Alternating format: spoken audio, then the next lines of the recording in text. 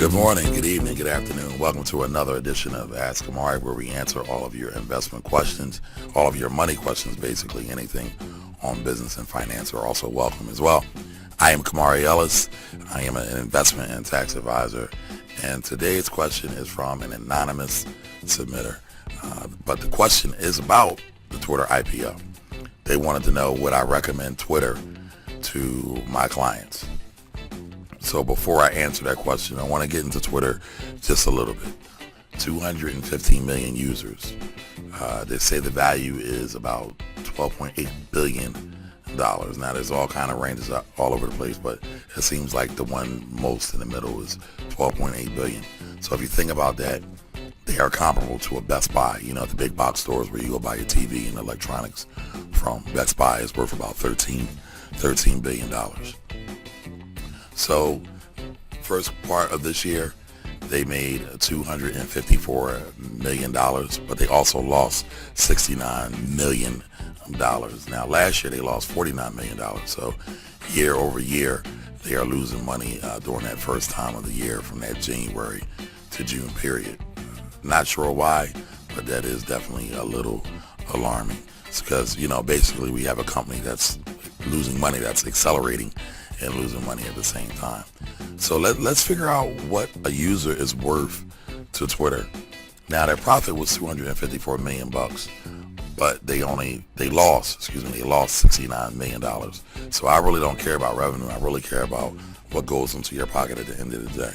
When you get your check, you really don't care about the gross line. You really care about what you put in your pocket, what you can pay bills with, what you can take your girlfriend or your wife out with. So that's really, you know, the big portion, the most important portion, the bottom line. So let's run the numbers through the magic calculator. So we're going to do a loss of $69 million divided by $215 million. This is also on the screen so you can follow along. And that gives you a loss of 32 cents. So for Twitter, they lose 32 cents for every one of the 215 million users you have here. Makes me think about not being penny foolish, because pennies actually do add up. So, you know, when you ask yourself, when they ask me, would I invest in this for my clients, or would I recommend this to my clients? I would have to say no. No, God! No, God, please, no! No! No! No! The adage or the rule in my industry is that any investment that you recommend should be an investment you can recommend to your grandmother. I wouldn't recommend Twitter to my dog. My dog's not even a good friend of mine right now because he's acting like he's not housebroken.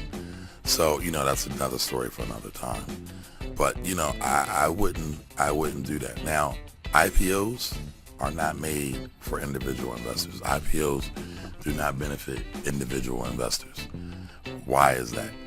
Because they're really made for the big boys on the market or in the market.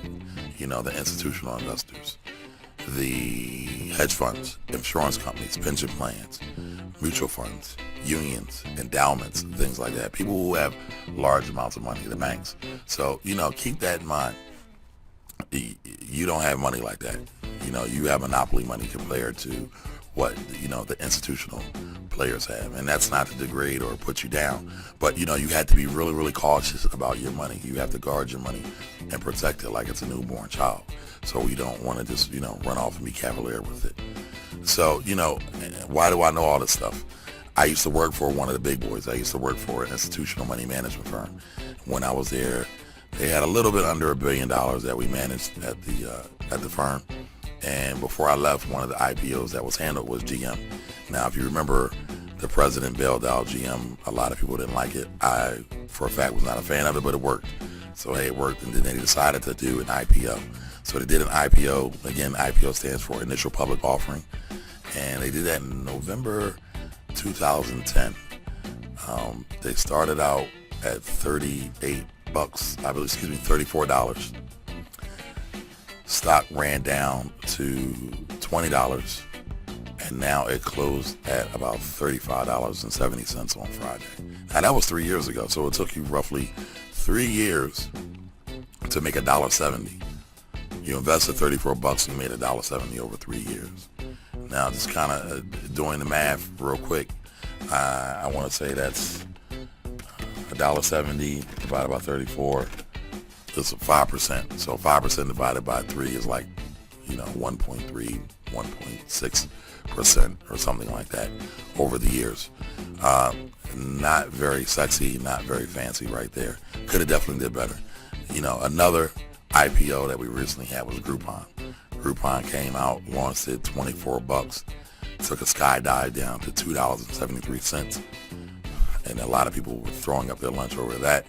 Now it came back, it rebounded, $11.85 on Friday. So it did do better. But what's that recurring theme that we keep seeing over and over again with these IPOs? They usually fall first.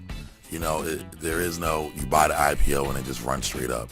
There is no straight up or straight down anywhere in investing or in the stock market.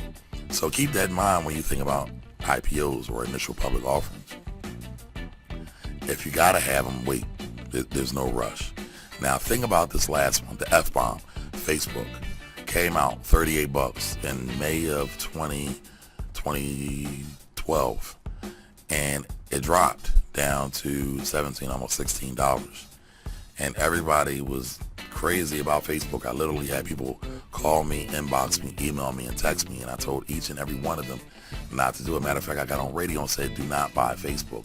Do not buy the Facebook IPO. And sad to say, people didn't listen to me. Now, I'm not saying I told you so. I'm just saying that in regards to Twitter, you have to follow the trends. You have to study your history. And that's what I do. So learn from your mistakes. Learn from history.